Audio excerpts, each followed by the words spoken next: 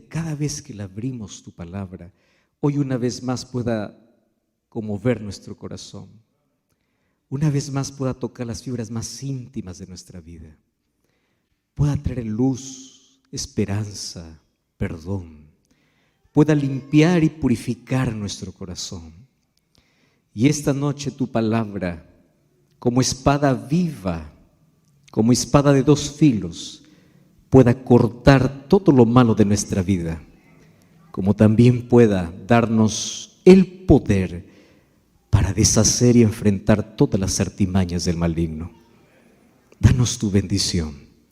Bendice a cada persona que hoy está aquí en este templo, mas también a las cientos y miles de personas que nos acompañan desde diferentes países, aún teniendo diversos horarios. Este momento están dedicando un tiempo especial para poder estudiar tu palabra. Y queremos que tú nos puedas abrazar, nuestro corazón pueda ser lleno de esperanza, nuestros ojos puedan ser abiertos para ver que estamos en el tiempo del fin, pero también para estar preparados para ese grande día. Danos tu bendición en el nombre de Jesús. Amén y amén. Qué bueno es poder estar aquí. Este es nuestro segundo encuentro y hoy estamos listos para poder abrir la palabra del Señor. Y yo les dije ya en nuestro primer encuentro, que fue ayer, que durante toda estos días vamos a enfocarnos en solo 3 versículos, ¿verdad? Si ustedes recuerdan, entonces vamos al libro de Romanos, capítulo 13. Romanos, capítulo 13. Y vamos entonces allí a leer el versículo 11 y el versículo 12. Romanos, capítulo 13, versículo 11. Ayer ya nosotros comenzamos descifrando la primera parte. Mas hoy una vez más vamos a leer, dice el versículo 11, y esto, conociendo el tiempo, que es ya hora de levantarnos del sueño, porque ahora está más cerca de nosotros nuestra salvación que cuando creímos. La noche está avanzada y se acerca el día. Desechemos pues las obras de las tinieblas y vistámonos de las armas de la luz. Para hacer un breve repaso simplemente, ayer dijimos que nadie se despierta a menos que no conozca el tiempo. Conocer el tiempo es fundamental. Y en la Biblia nosotros tenemos a la profecía que nos marca exactamente en qué parte de la historia nos encontramos. Dentro del reloj profético, nosotros sabemos en qué momento estamos. Y ya repasamos algunas señales: ambiente religioso, ambiente político, ambiente social, ambiente natural, y la última señal que será la predicación del Evangelio. Y todo eso nos encamina hacia una orden. Y el apóstol Pablo dice: si conoces el tiempo, es hora de despertar, es hora de levantarnos. ¿Y de qué manera nos despertamos? ¿Recuerdan ustedes que habían 3 parábolas en el cual hicimos un énfasis especial? Mateo capítulo 25, 10 vírgenes, parábola de los talentos, de las ovejas y los cabritos. Preparación espiritual, preparación misional y preparación a través del servicio. Mas todo eso nos tiene que llevar a un reavivamiento y a una reforma. Y el reavivamiento comienza con oración, se sostiene con oración. Los cristianos hoy necesitamos volver a lo básico, a las vocales, al ABC, aquello que es fundamental. Ayer dijimos de que de nada sirve todas las cosas que podamos hacer para Dios, en nombre de Dios, pero sin Dios. Y es triste. ¿Por qué? Porque es fácil hablar de Dios, pero qué difícil es hablar siempre con Dios. Una cosa es hablar de Dios y otra cosa es hablar con Dios. Y tenemos muchos que hablan de Dios y nosotros somos llamados para hablar de Dios. A través de nuestro testimonio, a través de las cosas que hacemos, de nuestras palabras. La iglesia existe para predicar el evangelio. Pero hablar de Dios sin primero hablar con Dios nos lleva a una incoherencia. Entonces cuando vamos a la gente y le decimos, ven, Jesús transforma la vida, él viene y me mira y dice, ¿qué vida? Vamos a la gente y decimos, ven, Jesús te da paz, pero la gente te ve turbada. Vas a la gente y te dice, ven, porque Jesús es alegría, y tú estás amargado.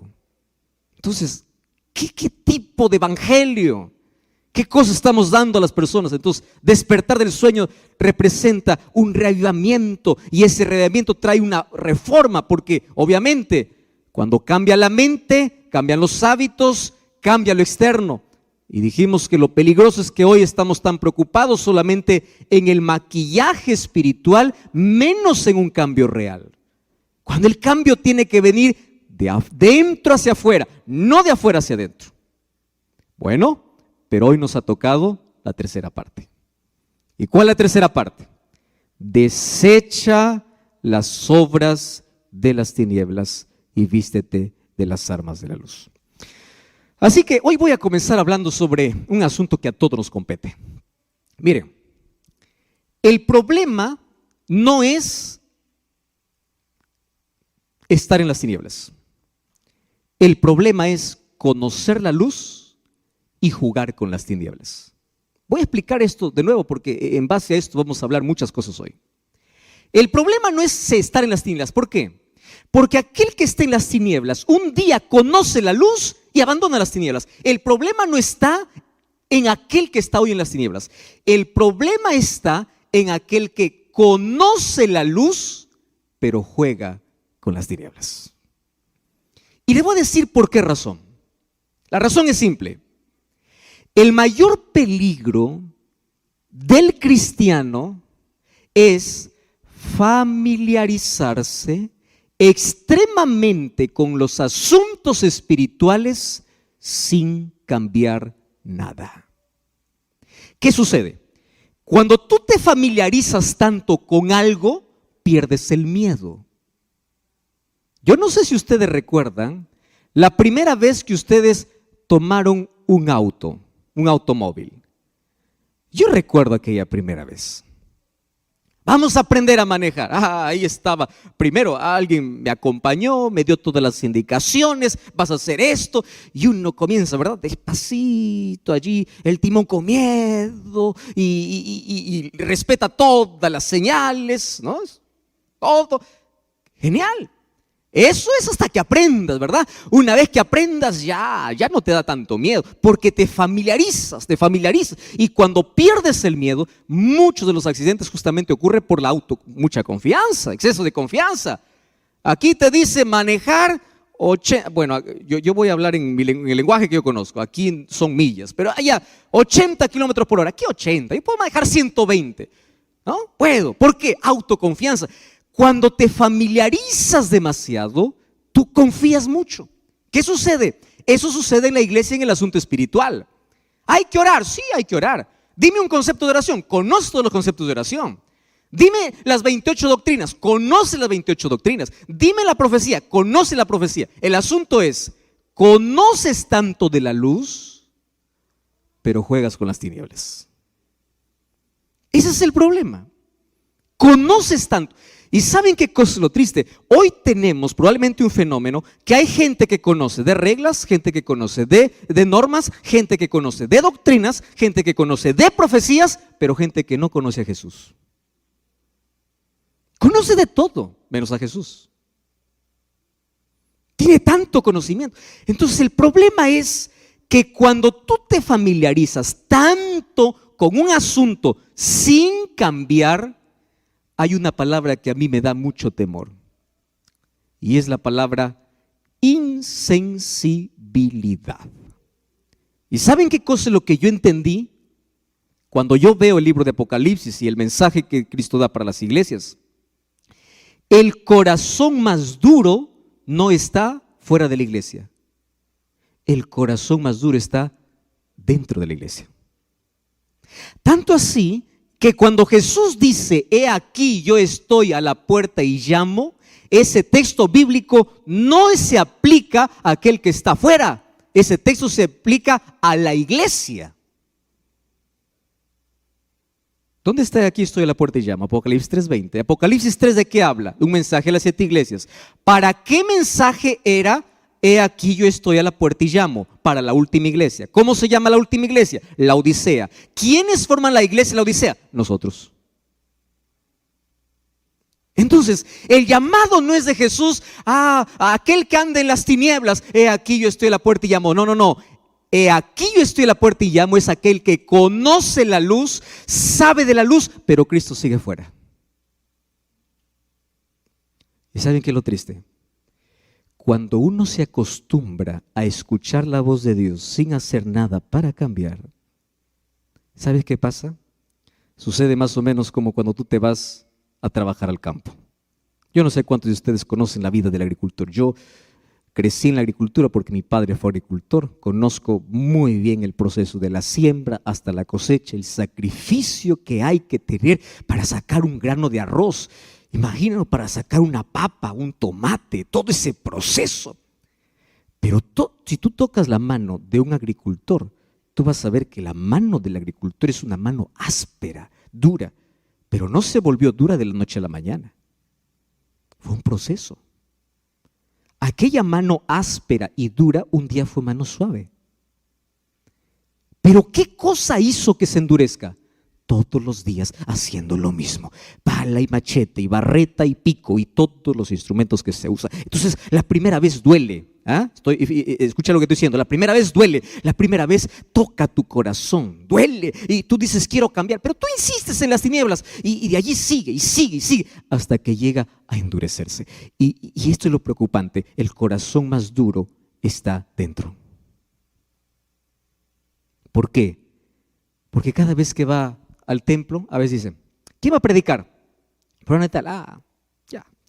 Ese sermón ya lo escuché. Ese tema ya sé. ¿Te acuerdas tú la primera vez que escuchaste un mensaje? Te emocionaste, lloraste. La segunda vez, más o menos. Tercera vez, ya no. Cuarta, no te duele. Entonces, si es que Dios te brinda luz, es para que camines en la luz. Y una de las cosas lindas que entendí es que Dios jamás deja en tinieblas a aquel que ama la luz. Por eso es que yo conozco personas, durante estos días he conocido lindas historias de personas que decían, pastor, yo estaba en una iglesia, pero alguna cosa faltaba y yo quería conocer más. Y yo le digo, mira, jamás Dios deja sin luz a aquel que ama la luz. Entonces la palabra llega. El problema está para aquel que conoce la luz, pero prefiere las tinieblas. Ese es otro asunto. Y aquí el apóstol Pablo dice así, conoce el tiempo, despierta del sueño y desecha las tinieblas, desecha las obras de las tinieblas y vístete de la luz. Y aquí voy a decir otra verdad realmente impresionante. Y yo quiero que estén bien sentados porque si alguien está mal parado se va a caer. Miren aquí. El problema no es ser pecador. ¿Por qué digo que no es un problema? Porque para el pecado hay solución. ¿Quién es la solución? Cristo. El problema no es ser pecador. El problema es no querer abandonar el pecado. Ese es el problema. El problema no es tener la herida. El problema es rechazar la medicina. Ese es el problema. Ahora, ¿qué cosa sucede? Satanás es astuto, es inteligente, y además es cobarde. Él nunca se presenta como él es. Él se esconde de lo más bonito y él ataca siempre los sentidos. Y él sabe de los 5 sentidos cuál es el que tú lo tienes más débil. Algunos son los ojos, otros son los oídos, otros es el gusto, otros son las manos, otros es el olfato. Y Satanás dice, ¿cómo es que yo puedo hacer que este que conoce la luz pueda jugar conmigo un ratito? Sentidos. ¿Cuál es el sentido que tiene más débil? Y él dice, y él no está probando, él sabe que cada pez tiene una carnada diferente. Entonces, la tentación para mí es diferente a la tentación para ti. Cada uno tiene una inclinación diferente. La Biblia eso lo llama concupiscencia o la inclinación que el ser humano tiene. Y Satanás viene para tentar. El asunto, el problema no es la tentación, el asunto es si cedemos o no cedemos a la tentación. Y para ello el problema que tenemos es que no hemos aprendido a educar nuestros sentidos. ¿Quieren para hacerles un ejemplo práctico? Práctico, ¿eh? No comas eso, te hace daño. Ah, pero el gusto es superior, ¿no? ¿Cómo lo disfrazas? Pues ya lo hay que morir. Y le bandas. Eso no veas, te hace daño. Ah, pero es mi vida. Eso no toques, eso no frecuentes, no vayas allí. Pero el ser humano justifica y cada vez debilita y debilita y debilita más sus sentidos. Y cada vez que cedes es más o menos como un clavo. ¿Lo has visto? Cuando tú comienzas a martillar un clavo, si ese clavo ante tanto martillazo se mantiene en pie, pues se va derecho. Pero si ese clavo ante tanto martillazo se dobla una vez, puedes enderezarlo. Pero recuerda que ante el próximo golpe es más fácil que se doble de nuevo. Y si se dobla 2 veces, a la tercera ya no se dobla. A la tercera se quiebra. ¿Y a dónde van los clavos quebrados? A la basura. Satanás conoce muy bien cómo hacer para tentar. Y él no pierde tiempo. Él dice, ¿qué cosa es lo que le gusta? Y ahí aparece con todas sus propuestas. Y Satanás apenas quiere un espacio, quiere algo pequeño en la vida. Él no quiere un cuarto en tu casa, él quiere apenas 10 centímetros. Entonces mira, escúchame aquí, todos somos pecadores, pastor, sí, todos somos. Yo soy pecador, soy, tú también. Todos somos pecadores. Delante de Cristo no existe encargo, no existe función, no existe que el pastor está aquí, que el líder está aquí, que el anciano está aquí. No, todos somos pecadores. Pero ojo con lo que te voy a decir ahora. El problema del pecado no está en que seamos pecadores, está en que el ser humano se aferra donde no debe. Hay solución para el pecador. Lo que no hay solución es para aquel que se aferra al pecado. Y allí comienza la justificación, ¿no? Dios me ama como soy. Es muy bonito decir eso y es verdad. Dios te ama como eres. Nunca lo dudes de eso. Puedes caer 10,000 veces y el amor de Dios va a seguir intacto. Pero hay un problema. Dios te ama a ti, no lo que haces. Y si realmente tú te bañas de la gracia salvadora de Jesús, el Dios que te ama es el Dios que te transforma. Porque como dije ayer, Dios te acepta como llegas, pero no te deja como estás. Puedes llegar como el pródigo, andrajoso, pero cuando llegas a Él sí te cambia el vestido. Él te transforma. Y Satanás, ¿qué cosa busca? Ensuciarnos para ceder y ceder y ceder. Esa figura la encontramos desde Faraón. Un día cuando Moisés dijo, el pueblo necesita ir a adorar, Faraón dijo, vayan solo los muchachos, o dejen sus muchachos, vayan solo los adultos. Y ahí me encanta porque en el libro de Éxodo capítulo 10 versículo 26, Moisés le mira a Faraón y le dice así, no te equivoques, Faraón, nosotros vamos a adorar a Dios, vamos con nuestras mujeres, con nuestros hijos, vamos con lo que tenemos. Aquí en Egipto no quedará ni una pezuña. ¡Qué valentía! Eso significa, contigo no hay negociación. Si nosotros tuviésemos esa valentía para decir al diablo, contigo no negocio, para ti no queda ni una pezuña, no significa que dejas de ser pecador. El asunto es que cada vez que viene a tentarte, tú no te aferras al pecado. ¿Están entendiendo? Todos somos pecadores. El problema es aferrarnos. Desechemos pues las obras de las tinieblas. ¿Y por qué tenemos que desechar? Alguien puede preguntar, pastor, ¿y eso qué tiene que ver con los eventos finales, no? Porque durante esta semana estamos hablando sobre las cosas que ocurrieron en el tiempo del fin. No saben por qué. Porque es ahora que si no aprendemos a desechar las obras de las tinieblas, muy pronto vamos a pasar por una situación más complicada. Miren lo que dice el libro de Lucas capítulo 22, versículo 31 y versículo 32. Dice así: dijo también el Señor. Yo voy a pedir que ustedes lean la parte en rojo y yo voy a leer solamente lo que está en negrito. ¿Está bien? Dijo también el Señor: Simón, Simón, he aquí, Satanás os ha pedido para zarandearos como a trigo, pero yo he rogado por ti para que tu fe no falte, y una vez vuelto, confirma a tus hermanos.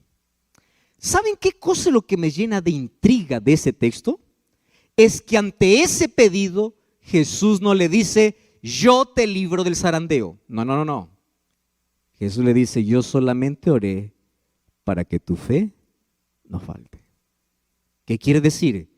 Que el zarandeo es un asunto particular, especial, que todos los seres humanos vamos a pasar de dos maneras: de manera individual y de manera grupal.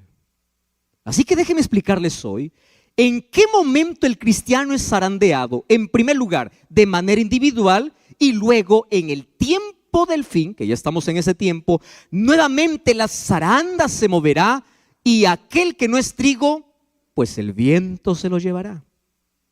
Entonces la pregunta es: ¿cómo yo puedo saber si soy trigo? ¿Cómo yo puedo mantenerme firme?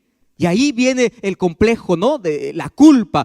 Es que yo soy pecador, es que yo soy débil, es que yo soy tentado, es que yo no puedo. Hoy vamos a entender un poquito cómo es el asunto del zarandeo. Yo quiero que ustedes entiendan, el asunto del zarandeo es la mayor realidad que cada día la iglesia vive. Una vez más, de manera individual está sucediendo ahora. Y de manera grupal va a suceder de aquí a poco.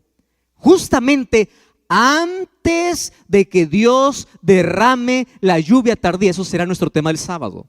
O sea, en la lluvia tardía ya estará seleccionado, ¿qué cosa? El trigo. Y aquellos que recibirán el poder del Espíritu Santo para el mayor Pentecostés de la historia, mayor que el primer Pentecostés, serán aquellos que han sido sacudidos, pero se han mantenido firmes. Porque el cristiano, antes de poder esperar o antes de poder ir al cielo, primero es sacudido para ver cuál es su intención, cuál es su motivación, qué tiene en el corazón. Porque es fácil ser cristiano y ir a una iglesia, tener la Biblia bajo el brazo y decir: amo a Cristo, aleluya, amén, gloria a Dios. Pero ¿qué sucede cuando viene la zaranda? ¿Qué sucede cuando viene el viento? ¿Qué sucede cuando viene el problema? ¿Dónde está tu fe? Y escúchame bien lo que te voy a decir ahora. Si tu fe no es capaz de sostenerte en los días más oscuros de tu vida, evalúa tu fe. Porque es la fe. Jesús nunca prometió que sus hijos nunca pasarían por problemas. El falso evangelio, ¿cuál es? Ven a Jesús, tus problemas acabarán. Eso es falso. Dios tiene poder para restaurar, sí. Dios tiene poder para curar, sí. Pero nunca Dios te ha prometido que si vas a Él, tus problemas acaban. Al contrario, Jesús te dice: el que quiere ser mi discípulo, venga, pero tome su cruz y sígame. Y feliz es aquel que entiende que aunque el cristianismo tiene una corona al final de su carrera, antes de la corona, primero tiene una cruz para el camino. Ahora, ¿qué es el zarandeo individual? Aquí vamos a responder algunas preguntas. Primero, ¿quién produce el zarandeo? Según el texto que hemos leído, Jesús dice: Satanás ha pedido. Pero en esta tarde vamos a entender que el zarandeo individual tiene dos dimensiones. La primera dimensión se llama el zarandeo producido por Dios mismo. Pastor, ¿es posible que Dios pueda zarandear? Sí. ¿Y a qué lo llamamos el zarandeo divino? El zarandeo divino es el proceso por el cual Dios quiere hacer brillar su carácter en tu vida. Y lo voy a hacer en 2 ejemplos. Dice que una vez se le preguntaron a un joyero, ¿cuándo es que el oro es oro puro? Y el joyero respondió lo siguiente: cuando puedo ver mi rostro reflejado en el oro. Pero para que el oro pueda reflejar el rostro de aquel que lo tiene que pasar por un proceso. Y ese proceso se llama fuego. Cuando nosotros enfrentamos el fuego, existen 2 tipos de personas. Personas tipo oro y personas tipo leña. ¿Qué sucede cuando tú colocas leña al fuego? ¿Cómo termina ese pedazo de leña? Por más fuerte que haya sido, cenizas. ¿Qué sucede cuando colocas el oro en el fuego?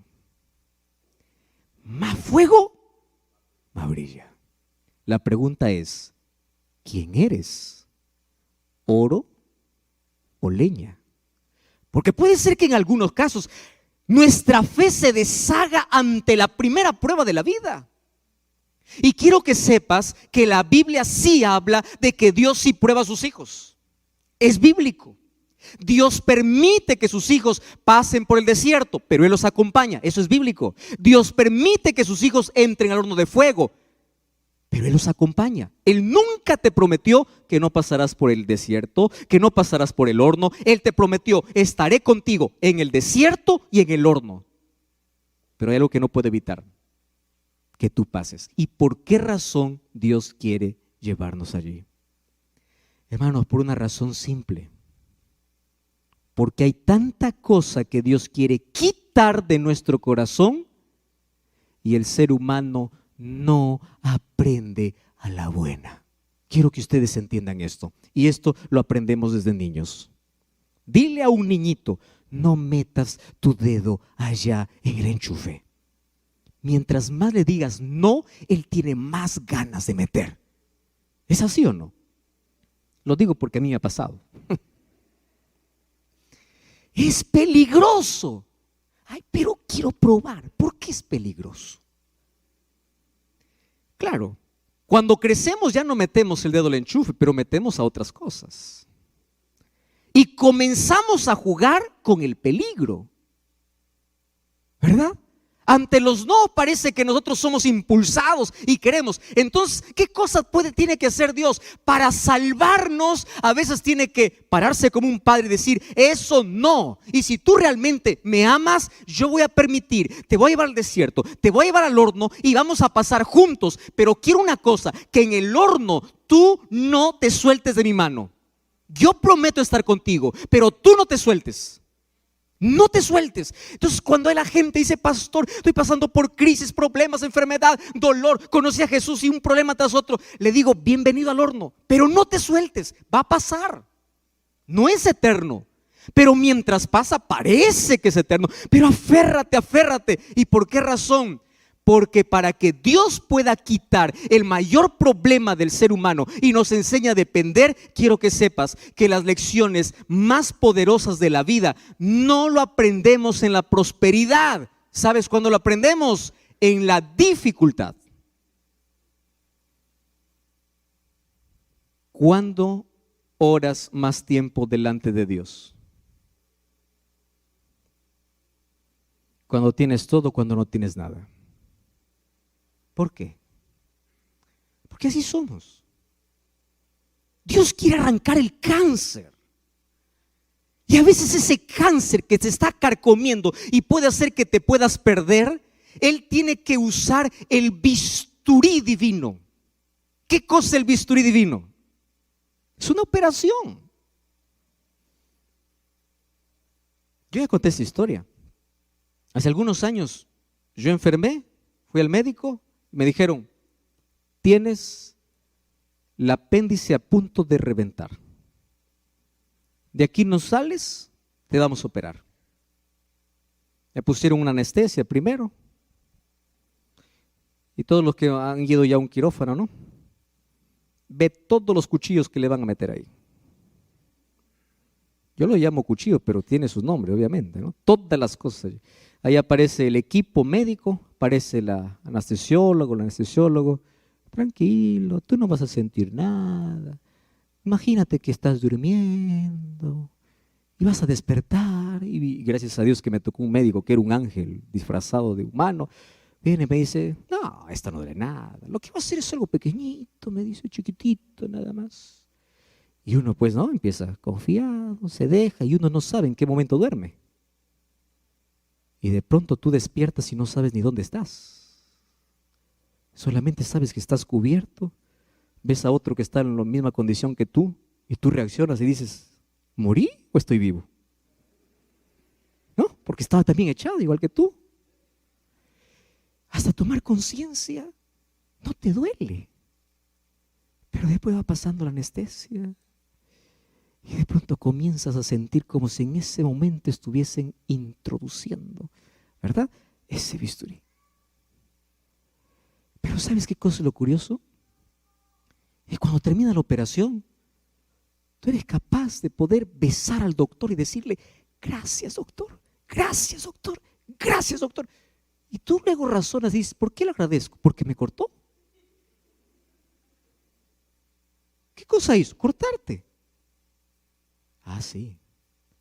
Era necesario hacer un corte para quitar lo que te iba a matar. ¿Estás entendiendo? Entonces, ¿qué cosa hace Dios? Dice, hijo, tú tienes un cáncer en el alma. Tu orgullo te va a hacer perder. Tu egoísmo, tu pecado, aquello que te estás aferrando. Entonces, ven aquí, yo te voy a hacer una operación. Mira, te va a doler un poquito, pero va a cerrar. ¿Te acuerdas de Nabucodonosor? Nabucodonosor, después de volver de 7 años de estar viviendo como animal, ¿qué cosa dijo en Daniel capítulo 4? Engrandezco a Dios, alabo a Dios, gloria a Dios. Y tú dices, ¿pero por qué lo agradece? Porque él entendió que lo que necesitaba, ¿qué cosa era? Una cirugía divina.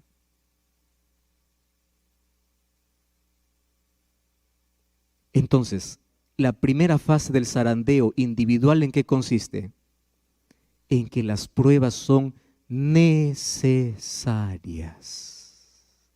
Entonces cuando te vaya así todo mal, parece que Dios no te escucha. ¿Viste? Aquella sensación que el ser humano tiene, ¿no? Pastor, Dios ya no me escucha. Y a mí me duele. ¿Sabes por qué? Porque yo también lo he sentido. Llega un momento en la vida en que te va mal y mal y mal y mal y parece que oras y Dios parece que está en silencio, en silencio. Y ahí aprendí una cosa: el cristiano aprende a vivir no confiando en lo que siente, sino aprende a vivir confiando en las promesas de Dios. Porque si tú solamente dices, no siento, yo no imagino a David escribiendo Salmo 23 así: cuando ande por el valle de sombra y de muerte, yo sentiré que tú estás conmigo. No. Él dice así: cuando ande por el valle de sombra y de muerte, no temeré, porque tú estás. Aunque no lo sienta, tú estás. ¿Es eso la fe? La fe no es sentir, la fe es creer. Entonces cuando pases por el bisturí, cuando pases por el fuego, cuando pases por el desierto, no esperes sentir, cree, Dios está. ¿Y qué cosa es el zarandeo? Mi fe se fortalece en el dolor, mi fe se fortalece en la prueba. No es que ante el primer problema, ya caigo, ya me desanimo, ya me voy a dar la vuelta a Dios, ya doy la espalda a Dios. No, el zarandeo individual hecho por Dios tiene que ver para probar cómo está tu fe. Te voy a hacer un ejemplo bien práctico para que me entiendas mejor. ¿Recuerdas tú al joven rico? El joven rico un día se acercó a Jesús y le dice: maestro bueno, ¿qué haré para heredar la vida eterna? Y Jesús lo zarandea. ¿Cómo lo zarandea Jesús? Le dice así: primero, ¿por qué me llamas bueno? Bueno solo Dios, reconozco que yo soy Dios. Y luego cambia, le dice solamente maestro. ¿Qué voy a hacer? ¿Los mandamientos guardas? ¿Y qué cosa respondió el joven? Muy bien. Una cosa te falta. No le dice que sea pobre. Lo que le dice es, colócame a mí, o coloca a Dios en primer lugar por encima de tu riqueza. ¿Por qué? Porque este joven se aferraba a sus riquezas, que él podría hacer todas las cosas correctas mientras no le toquen su dinero. Ahora, ¿sabes? Esto es muy fuerte lo que te voy a decir. Muchas personas se perderán por sus defectos, pero miles de personas se perderán por sus virtudes. Pastor, ¿cómo es esto? Explíqueme mejor. Te voy a explicar así. ¿El joven rico era buen ciudadano? ¿Sí o no? ¿Guardaba los mandamientos? ¿Sí o no? ¿Tenía interés en la salvación? ¿Sí o no? ¿Era un hombre virtuoso? ¿Sí o no? Muy bien. ¿Cómo acabó? Porque hay personas que piensan que es suficiente guardar los mandamientos, aun cuando en mi vida otra cosa ocupe el lugar de Dios. Y aún así no guardaba los mandamientos, porque por encima de Dios, ¿qué cosa estaba? Su riqueza. Y allí viene la zaranda de Cristo. Pero la zaranda de Cristo es con oportunidad. Es como, arrepiéntete, cambia, por favor. No te pierdas por un pedazo de terreno, por un trabajo que transgredes el sábado. No te pierdas por algo que se va a perder. Luego acumulas, te mueres para quien queda. Pero mira, sígueme, colócame a mí en primer lugar. ¿Qué cosa estás haciendo? Entonces viene la zaranda como diciendo, arrepiéntete, cambia. Tú tienes muchas virtudes, pero no confíes en tus virtudes, porque lo que salva no son las virtudes, es la gracia, es colocar a Cristo en primer lugar, es un relacionamiento con Cristo. De eso depende la salvación. Pero hay otro tipo de zarandeo que es más cruel, el zarandeo del diablo. El zarandeo del diablo es el zarandeo para verte arruinado en el suelo. Y la intención de él es para que tú no te levantes. Mira, ¿cuál es el zarandeo del diablo? ¿Recuerdas tú a Pedro? ¿Cuál es el problema de Pedro? Señor, yo iré contigo si es posible hasta la muerte. Allá voy. Y Jesús tenía que hacer una cirugía. Y porque Jesús tenía que hacer una cirugía en el corazón de Pedro, ¿qué cosa hizo? Permitió que ahora Satanás mismo lo pueda zarandear. Por eso es que le dice, mira Pedro, Satanás me ha pedido, pero yo he orado por ti, para que tu fe no falte. ¿Cómo fue la zaranda? El orgullo. Yo, Señor, yo. Tú estás equivocado, todos se escandalizarán, menos yo. Yo voy a estar contigo hasta la muerte. Hasta que llega un momento en que Jesús sale del Getsemaní, y allí vienen todos para prender a Jesús. Y lo primero que hace Pedro, ¿qué cosa es? Sacar la espada, defender a Jesús y quitar la cabeza a alguien. Saca la espada y todo lo que consigue es cortar una oreja. Y cuando corta la oreja, yo imagino, porque ustedes saben que un orgulloso cuando hace algo quiere que todo el mundo le aplauda, ¿no? Yo imagino que Pedro estaba diciendo, ¿viste lo que hice por ti? Una oreja es algo, algo es algo, ¿no? ¿Me vas a aplaudir o no? ¿Cómo es el asunto ahora? Y Jesús, en lugar de aplaudirle, le mira y le reprende. Pedro, guarda tu espada. Lo que tú has hecho no está bien. Eso no es correcto. ¿Sabes qué se llama eso? Herir el orgullo. O sea, lo que yo hago no vale nada. Ay, dile eso a un orgulloso. ¿Cómo duele? ¿Cómo duele? ¿Sabes qué pasó a partir de ese momento? ¿Sabe lo que dice el Espíritu de Profecía? Que allí Pedro vivió la mayor decepción. Mira la zaranda por donde comienza. Decepción. ¿De quién se decepcionó? De Jesús. ¿Cuánta gente sale de la iglesia por decepción? De Jesús. O sea, yo estoy por defenderle y él no me apoya, él me reprende. Y allí empieza a guardar el rencor. Y de allí, a partir de allí tú lo vas a ver a Pedro ya no cerca de Jesús. ¿Qué cosa dice? Pedro le seguía a Jesús ¿cómo? De lejos. Se decepcionó. ¿Cuántas heridas tienes en tu corazón? Es que el anciano me dijo, es que el pastor me miró mal, es que fulano de tal no me saludó. Si supiera lo que me hicieron. Decepción. Y vas guardando cositas ahí en tu corazón, ¿no?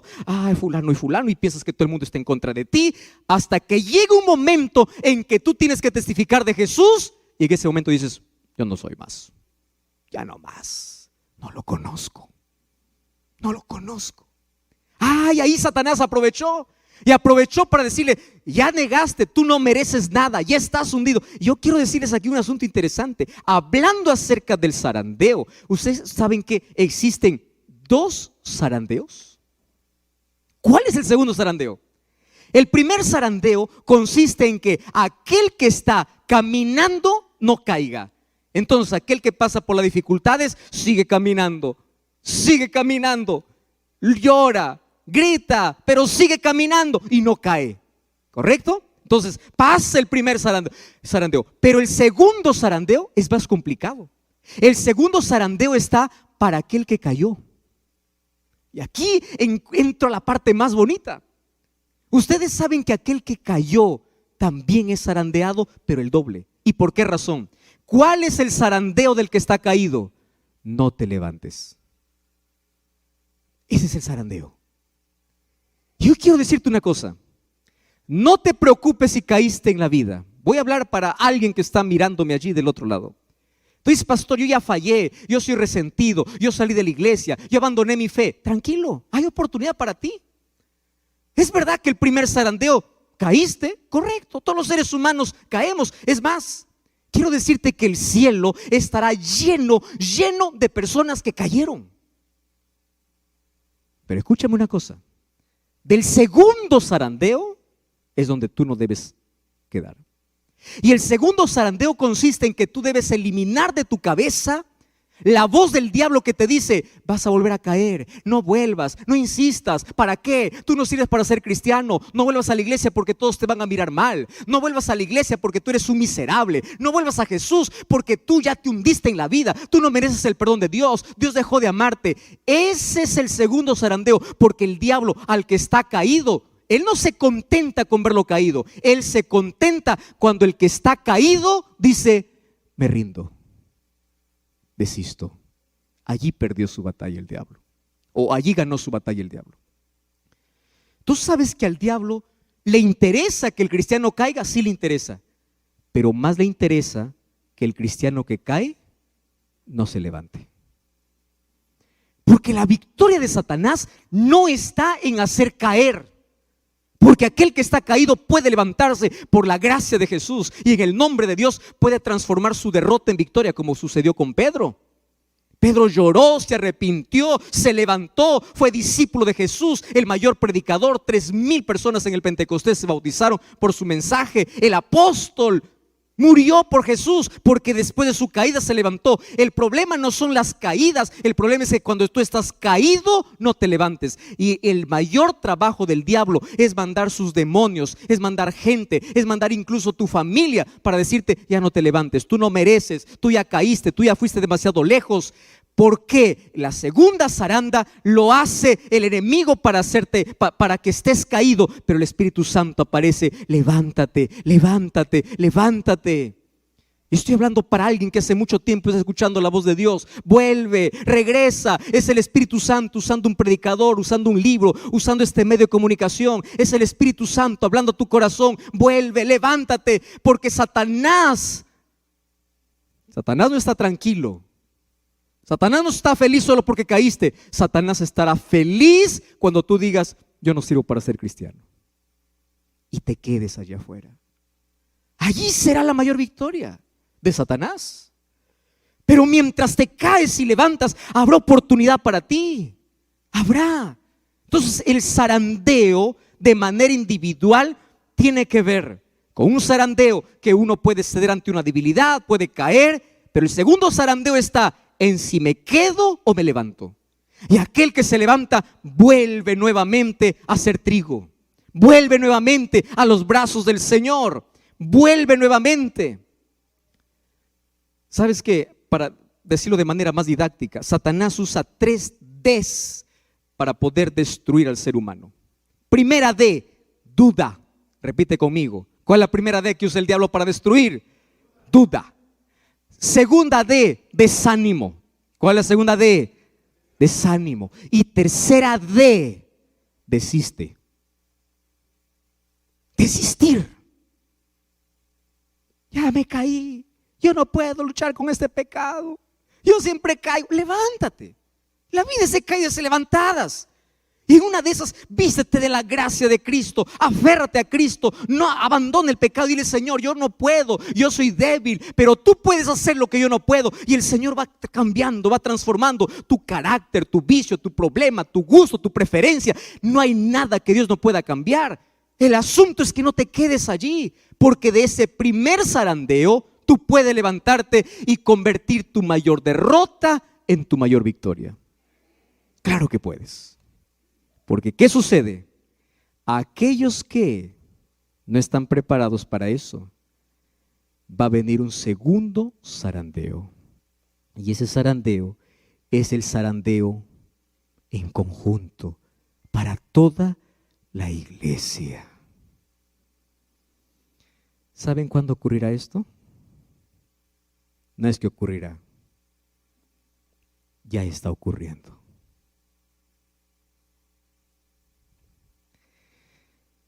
¿Ustedes saben cuándo se dará este segundo zarandeo que sacudirá la iglesia?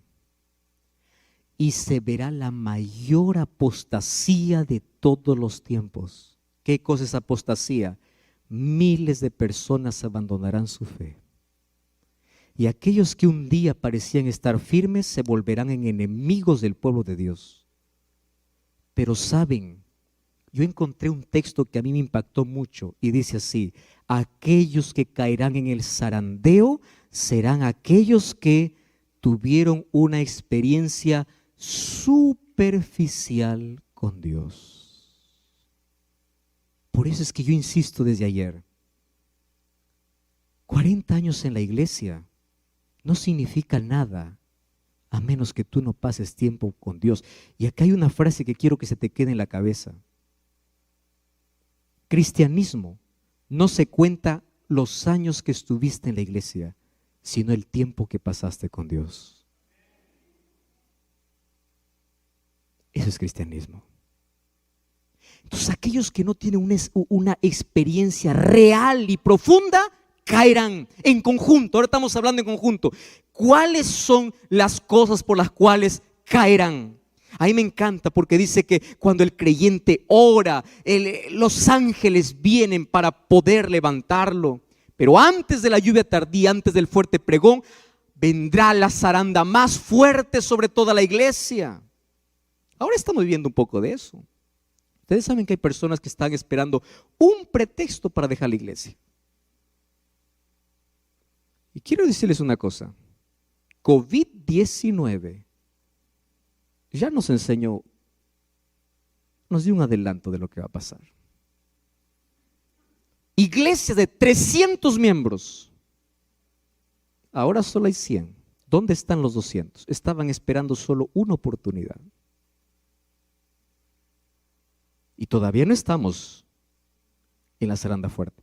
Para que ustedes entiendan que el remanente de Dios no se trata de multitudes.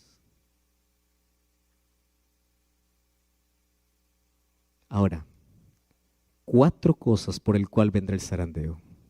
Número 1. ¿Leen conmigo? Descuido e indiferencia. Miren ese texto. En el zarandeo, algunos fueron dejados al lado del camino. ¿Quiénes fueron dejados al lado del camino? ¿Qué dice allí lo que está en rojo? ¿Pueden ustedes leer conmigo? Los descuidados e indiferentes que no se unieron con quienes apreciaban la victoria y la salvación, lo bastante para perseverar. ¿Cómo tenían que perseverar? Orando angustiosamente por ellos, no lo obtuvieron. ¿Qué no obtuvieron? La victoria. Y quedaron rezagados, ¿dónde? En las tinieblas. Y esta es la parte que más duele, ¿verdad? ¿Qué cosa dice? Y sus sitios fueron ocupados por otros que se unían a las filas de quienes habían aceptado la verdad. Ustedes saben por qué el cielo estará lleno de sorpresas. Porque en el cielo buscaremos a gente que creíamos que ya está salvo y no estará. Y en el cielo encontraremos a gente que ni imaginamos que se salvaron. Y estarán allí. Pero esto no es para alguien que está escuchando, entonces yo espero el último momento. Espera un momento ahí. Tú estás dando cuenta por cada oportunidad que desperdicies la salvación. En el tiempo final, otros ocuparán los lugares de aquellos que no soportan, ¿qué cosa? La zaranda, el zarandeo. Y ahora fíjate, ¿cuál es la primera razón por la cual muchos en este zarandeo van a mostrarse no como trigo, sino como vano? Yo no sé si ustedes entienden la figura de la zaranda, ¿no? La zaranda, ¿qué cosa es la zaranda? La zaranda es un instrumento que se usa para poder separar el trigo de todo lo que no es. Puede ser vano, puede ser solo fruto o la espiga no dio fruto. Los que sembramos o los que conocemos del arroz, existe un asunto que no es la zaranda, sino es ventear, cuando después de poder cosechar, colocas en una carpa todos los granos y comienzas con alguna cosa a ventear. Es el viento que lleva todo lo que no es grano. Entonces sucede en la iglesia lo mismo. Van a venir tempestades. Y ustedes van a escuchar de aquí a poco tempestades dentro de la iglesia. Y personas que estuvieron allí mirando solo al anciano, mirando al pastor, se van a decepcionar. Porque las personas no aprendieron a mirar a Jesús. Las personas por descuido, indiferencia, serán llevados por el viento. Número 2. ¿Qué cosa dice? Persecución y ley dominical. De esto vamos a hablar un poquito mañana, pero apenas un adelanto. Todos los que me siguen, dijo Jesús, padecerán persecución. Y la ley dominical no es un asunto lejano. ¿Qué cosa es la ley dominical? De aquí en poco, en breve, se van a unir 2 poderes sobre la tierra para poder declarar que toda la humanidad pueda guardar un solo día de descanso. ¿Ustedes lo ven eso lejano? No. Les voy a dar un ejemplo simple. Averigüen allí en internet, o si ustedes, yo tengo el libro en físico, la encíclica del Papa Francisco, que se llama Laudato Si. Así se llama. ¿Saben qué dice Laudato Si? Vamos a trabajar para cuidar el medio ambiente, cuidar nuestra casa. ¿Suena bonito el discurso o no? Claro. Lo acepta el religioso y también el que no es. ¿Quién puede estar en contra de cuidar la naturaleza? Nadie. Pero ¿saben qué propone? Necesitamos descansar un día a la semana. ¿Y qué día? Domingo. Ahora, esto cada vez se va a venir con mayor fuerza. Y aquellos que quieren ser fieles a la palabra de Dios, sabiendo que Dios tiene un solo día, ¿qué van a hacer? Perseguidos. Pero esta ley no vendrá primero como imposición, primero vendrá como ofertas. Y allí ocurre el zarandeo de manera global. Imagínate, mañana viene tu jefe y te dice así: mira, a partir de esta semana yo te voy a duplicar el sueldo si tú ahora trabajas el sábado. ¿Cuál sería tu respuesta? Gloria a Dios, si así sería. Porque allí, ¿qué cosa está haciendo? Zarandeado. O es Dios o es el dinero, ¿verdad? Exactamente. Ahora, ¿pero qué me dices de personas que ahora ya están negociando su fe? Ahora. Entonces eran los primeros en aceptar las ofertas. Primeros. Pero luego vendrá una imposición. Y la imposición será: si no haces esto, tú vas a ser despedido. Y hay mucha gente que dice: pues Dios comprenderá, ¿verdad? Y en nombre del Dios comprenderá, van a romper todos los principios bíblicos. Ahora, ¿qué cosa sucederá? Allí, escuchen aquí, será la mayor zaranda, el mayor zarandeo. ¿Por qué? Porque miles y miles y miles de personas preferirán puestos, trabajo, dinero, posición, antes que obedecer a Dios. para que cuando llegue ese día tú puedas tener claro cuál es tu respuesta. Ahora vienen pequeñas pruebitas. ¿Te ha pasado o no? Pequeñas. ¿Eres fiel allí? Tercero, rechazo al mensaje de la Odisea. Miren, en persecución y ley dominical, pronto los hijos de Dios serán probados por intensas pruebas, y muchos de aquellos que ahora parecen ser sinceros y fieles, que dice allí, resultarán ser vil metal. En vez de ser fortalecidos y confirmados por la oposición, las amenazas y los ultrajes, se pondrán cobardemente del lado de los opositores. Tercero, rechazo a la Odisea, al mensaje de la Odisea. Los que perseveran en su, ¿qué cosa dice allí? Indiferencia. Y no reciben la amonestación de Cristo en el mensaje de la Odisea, ¿qué cosas serán? Vomitados. ¿Qué significa vomitados? Despedidos del cuerpo de Cristo, ¿cuándo? En el tiempo del zarandeo. ¿Qué cosa está diciendo? ¿Cuál es el mensaje a la Odisea? No juegues a ser cristiano. ¿Cuál es el mensaje a la Odisea? Ojalá fueses frío. O eres caliente, pero no eres ni frío ni caliente. ¿Qué cosa eres? Tibio. Estás en medio. Dices una cosa, haces otra cosa. El sábado vienes a la iglesia, cantas al Señor, con esa misma boca que alabas al Señor, el domingo estás insultando. Estás maltratando. Tibio. Rechazo el mensaje por la indiferencia. El asunto es que se acostumbraron a escuchar tantas veces el mensaje de Dios, y lo peor es que ellos se conformaron con su estado espiritual.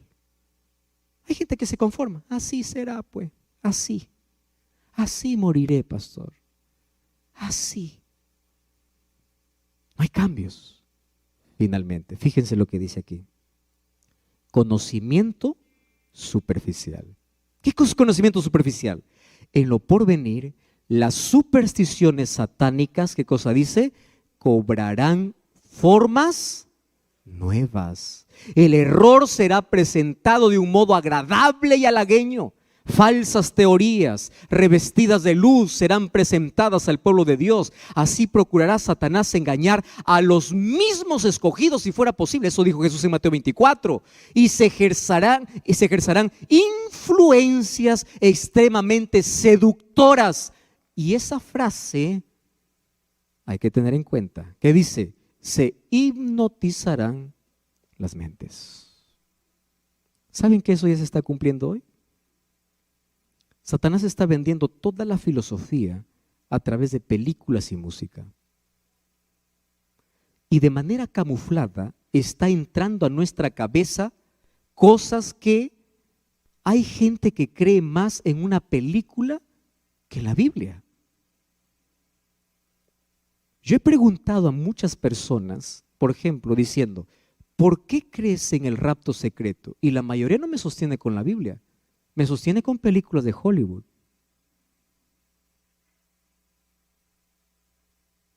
¿Y saben qué cosa es lo triste? Que las personas que no están fundamentadas en la palabra, porque no tienen un conocimiento profundo sino superficial, son personas vacías. Y a mí me preocupa porque incluso dentro del pueblo de Dios existen personas que dicen así. Así dice el pastor, así dice la iglesia.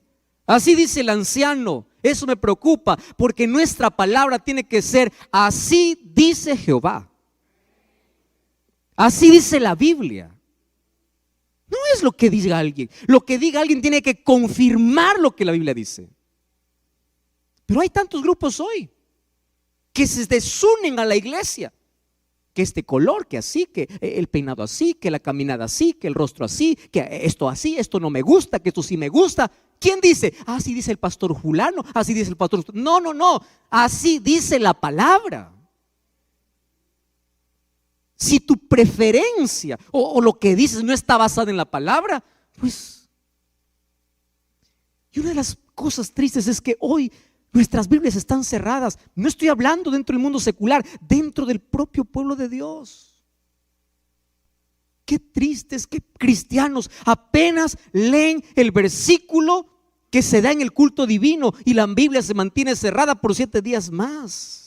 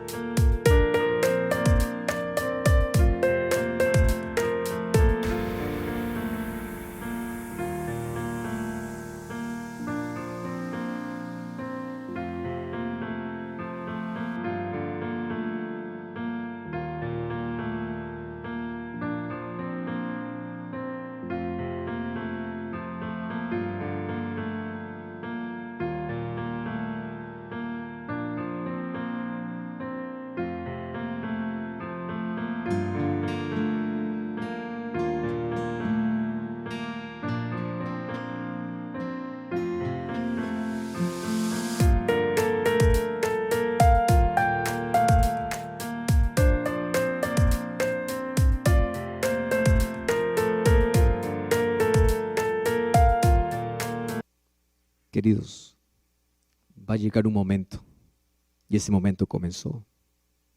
Dios está, ¿cuándo? Ahora, zarandeando a su pueblo. ¿Por qué lo zarandea? Probando sus propósitos y motivos. Muchos serán solamente cual el tamo y no el trigo, por lo tanto no hay valor en ellos. Satanás obrará milagros para engañar, ensalzará su poder.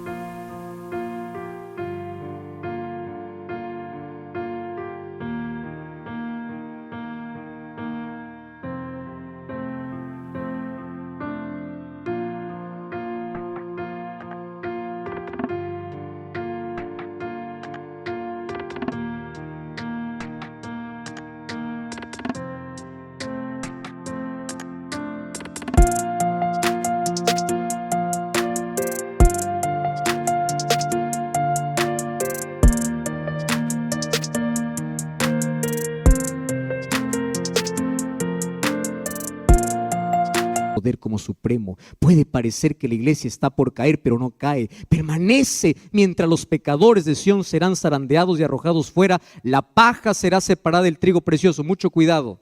Tú no eres el que haces el zarandeo, es Dios. Tú no puedes decir él es trigo y él es cizaña. No, eso es el trabajo de Dios. No es tu trabajo. Tu trabajo es aferrarte a Cristo para ser trigo. Esta es una prueba terrible y sin embargo debe ocurrir. Nadie sino aquellos que han estado venciendo por medio de la sangre del Cordero y de la palabra de su testimonio serán hallados con los que son leales a la verdad, sin mancha ninguna de pecado, sin engaño en su boca. Debemos ser despojados de nuestra propia justicia y vestidos con la justicia de Cristo. Por eso, ¿qué cosa dice Romanos 13? Desechemos las obras de las tinieblas. ¿Y qué dice? Vistámonos de las armas de la luz. ¿Qué cosa vestirse de las armas de la luz? Vestirse de la justicia de Jesús. Y esta noche quiero decirles, todos podemos caer.